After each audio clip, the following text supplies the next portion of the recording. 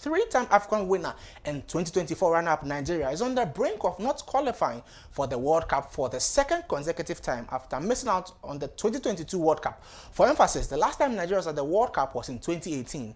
Nigeria's quest to qualify for next year's World Cup has hit a significant snag as they are in a group with 6 points and they are currently fourth in the 16 group that has Rwanda, South Africa, Lesotho, Benin, and Zimbabwe. Out of 4 matches, Nigeria has yet to win a single game with 3 draws and 1 loss and a negative goal difference. Let's look at the graphic as well, which will show other things. This is quite unimaginable owing to the star-studded attack of the Nigerian team that has the last 2 African Player of the Year award winners in that team, which is Ademola Lookman and Victor Osimhen, both of the Nigerian Super Eagles national team. Now, the Super Eagles have a new manager, Eric Shell, the former manager for the Mali national team. He has assembled a provisional 39-man squad list for the March international break. Nigeria comes up against Rwanda and Zimbabwe in the double header.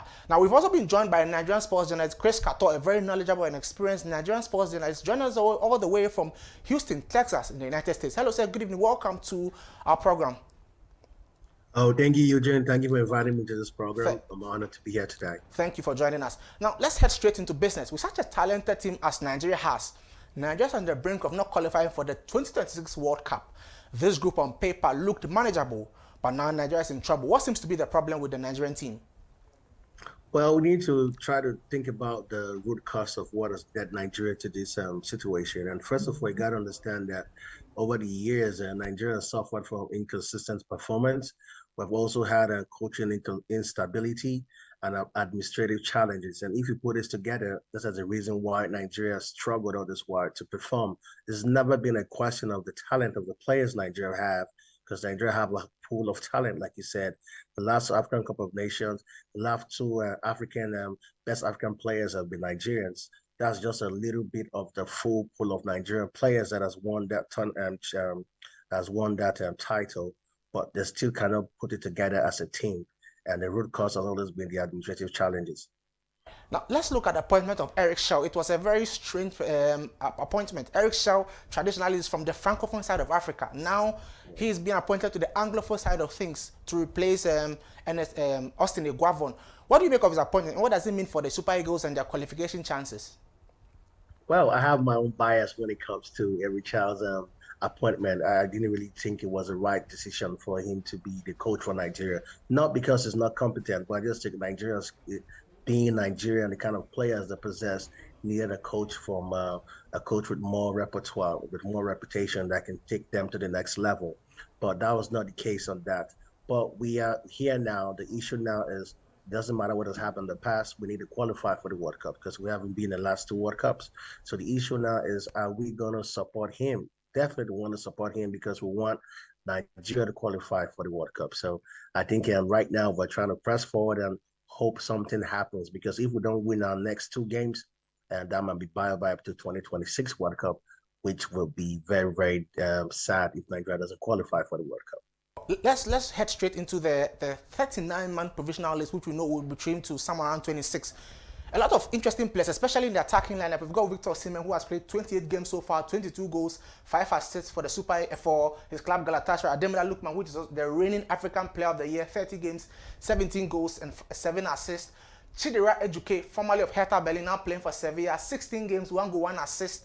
Also there, Paul Onuachu struggling for game time in Southampton, 20 games, few minutes, 2 goals, 1 assist. We could see that he's struggling for goals and goal contributions in the Southampton team. That's why they are struggling for relegation. Cyril Dresses of the Dutch origin and Nigerian heritage as well. 42 games for Rangers, 21 goals, 6 assists. A brilliant player, a goal poacher as well, who's had a few moments looking into the Nigerian team. Unfortunately, because of the large number of striking talent for the Super Eagles, he's not really had a looking into the team. Maybe under Eric Shell, we'll see how that looks for him. After Cyril Dresses, we've got Nathan Teller of Bayer Leverkusen. He's not an outright number 9. He's more of a roving forward, either in a winger, left or right winger. 31 games, 4 goals, 3 assists. These are some of the players, 39 players, including Ahmed Musa, the skipper. Who do you think are the players who would be dropped from that team?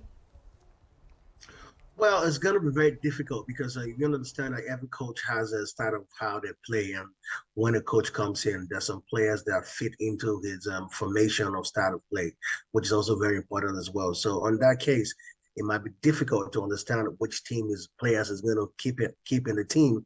Well, you understand that with the players you just mentioned, the 39 players, anybody can make that team. They're all world class players. So, talent in that team is not you cannot compare their talent to other players. The only issue is people are skeptical about the inclusion of Ahmed Musa because of his age, that which is gonna really be a player to be invited in that team. But in my case, what I think in general is that Ahmed Musa inclusion in that team is not really to come and play as a player, but more like a motivational factor because he's an experienced player. He's played in two World Cups. He's the highest goal scorer in the World Cup for Nigeria. Scored 4 goals in two World Cups, two memorable goals against Argentina, and the last World Cup Nigeria participated in. So I think that Ahmed Musa inclusion in that team is more like a morale booster to, motivate and inspire the younger players on how to perform and how to take it to the next level. Let's stay a little bit longer on that Ahmed Musa angle. It's quite important because Ghana seems to be struggling in that same situation. A few years ago, we had a player like a Samajan who was an all-time goal scorer, now on the bench being given the general captain role when there was another active captain, Andre Ayew, which caused a bit of issues. How has Nigeria been able to manage that situation such that Ahmed Musa on the bench is content when he gets onto the pitch? There are no problems between him and Truste Kon. How has Nigerian NFF been able to sort out the issues such that there's general harmony in the squad between Ahmed Musa on one side and the other players who intend skippers when Ahmed Musa is on the bench? Well, you need to understand that Ahmed Musa as a person is a very humble man as a person. So it's someone that's easy to work with. So the players naturally love Ahmed Musa as a person. So I think that is a factor also when it comes to positions like that. How can you work with this person? He's someone that everybody loves naturally. So that is why there have not been a lot of issues regarding him being the team. The only issue they have is what role is he going to really play in the team? Is it going to be a role to play or more to motivate? But from what I think it's more of the motivational factors, just like a morale booster to boost the younger players. Well, thank you very much, Chris Kators, who is an experienced Nigerian knowledgeable sports journalist, joins all the way from Houston, Texas.